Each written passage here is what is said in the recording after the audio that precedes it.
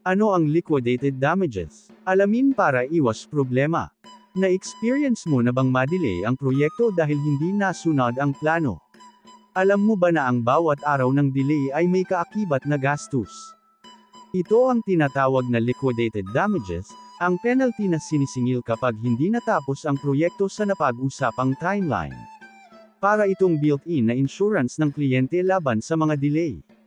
Ang liquidated damages ay para maprotektahan ang kliyente sa mga posibleng abala tulad ng lost revenue, additional expenses, o missed deadlines.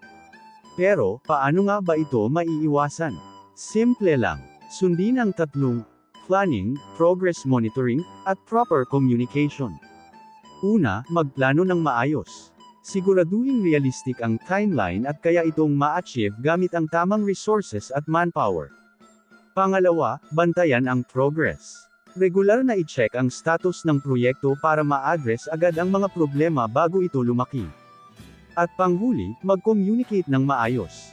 Kapag may delay na hindi maiiwasan, ipaliwanag ito sa kliyente at magbigay ng solutions. Sa tamang diskarte, maiiwasan ang liquidated damages at maipapakita ang professionalism ng iyong team. Tandaan, ang bawat proyekto ay refleksyon ng iyong reputasyon. Need expert subcontractors for your next project? Kontakin si Air Sources Engineering Services.